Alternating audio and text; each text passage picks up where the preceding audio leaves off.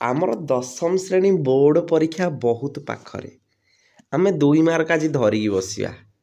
Direct indirect ସ୍ପିଚ୍ର rule ଜାଣିବା ଏବଂ ତା ସହିତ କୋଶ୍ଚିନ୍ ମଧ୍ୟ ସେଇ ଭାବରେ କରିଦେବା। ତାହେଲେ ପିଲାମାନେ ପ୍ରେଜେଣ୍ଟ ସିମ୍ପଲ୍ ଆମେ ଜାଣିଛେ ସବଜେକ୍ଟ ପ୍ଲସ୍ V1 ଭର୍ବର ଫାଷ୍ଟ ଫର୍ମ।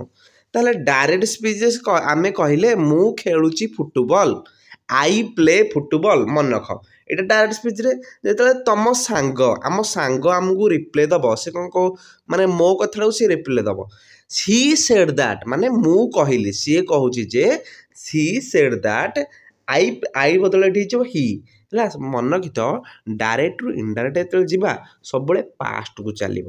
ହେଲା, ତାହେଲେ ହି ପ୍ଲେଡ୍, ପ୍ଲେ ରହିଗଲା played, he played football.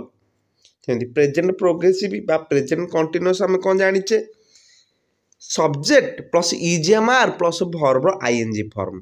I am cutting a tree, ତାହେଲେ ଏଠି କ'ଣ ହେଇଯିବ ତାହେଲେ ହି ସେଡ୍ ଦ୍ୟାଟ୍, ଏଇଟା ମନେ ରଖିଥିବ ସବୁବେଳେ ଏଠି ଲାଗିବ ହି ସେଡ୍ ଦ୍ୟାଟ୍। ଏଠି ସବୁବେଳେ କହିଲି ପାଷ୍ଟକୁ ଚାଲିବ he was cutting a tree.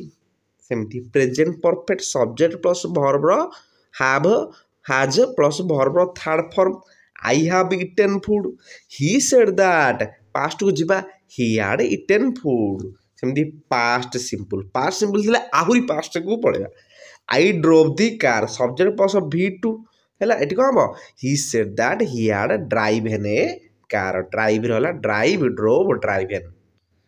ତାପରେ ପାଷ୍ଟ କଣ୍ଟିନ୍ୟୁଅସ୍ ପିଲାମାନେ ହେଲା, I was coming, he said that he had been coming.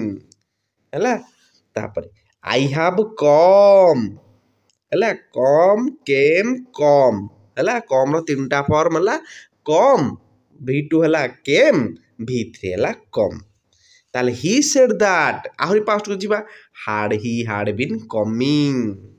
ହେଲା, ଏଇଟା ମନେ ରଖୁଥିବ କ'ଣ ଲାଗୁଛି ହାଡ୍ ବିନ୍ ପ୍ଲସ୍ ଭର୍ବର ING form, had been plus ଭର୍ବର ଏଇ ଫର୍ମ। ହେଲା, ହାଡ୍ ପ୍ଲସ୍ ଭର୍ବର ଥାର୍ଡ଼ ଫର୍ମ।